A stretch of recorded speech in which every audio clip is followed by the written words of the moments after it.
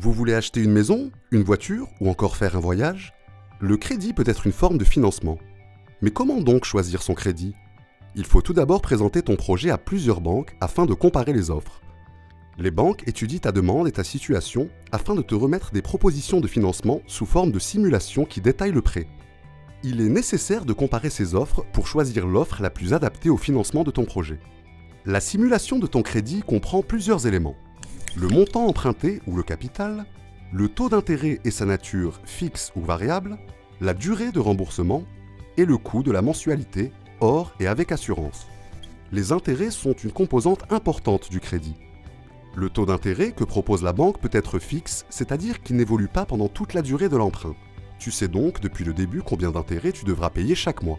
Si le taux d'intérêt est fixe, la banque fournit un tableau d'amortissement qui reprend l'ensemble des mensualités et la répartition du remboursement entre intérêts et montant emprunté. Dans le cas où tu choisis un taux variable, le montant des intérêts que tu devras payer peut varier tout au long de l'emprunt à la hausse comme à la baisse en fonction de l'évolution des taux du marché. S'il est variable, elle fournit des notices avec des simulations expliquant l'impact sur les mensualités d'une variation à la hausse ou à la baisse de ce taux. Un autre élément très important figure dans ta simulation de crédit, le taux effectif global ou TEG. Le TEG est un pourcentage qui représente le coût total du prêt car il intègre tous les frais à payer, montant emprunté, intérêts, frais de dossier, frais d'assurance, garantie. Il te permet donc de comparer des offres différentes et de t'assurer qu'il ne dépasse pas le taux d'usure fixé par la Banque centrale. La comparaison de ces éléments est importante pour choisir le crédit qui convient le mieux aux besoins de financement. Il ne faut pas négliger d'autres informations telles que les clauses de modularité. Par exemple, est-ce que tu peux varier les montants des mensualités en fonction des revenus sans pénalité?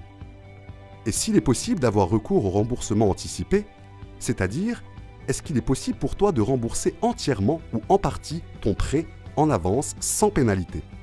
Quand tu choisis une proposition, la banque t'envoie un contrat qui doit contenir ces différentes informations.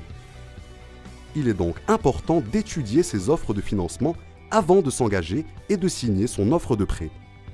Mais attention, en contractant un prêt, il faut veiller à ne pas dépasser sa capacité d'endettement.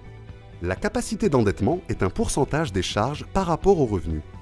Il te permet également de savoir combien tu peux emprunter d'argent.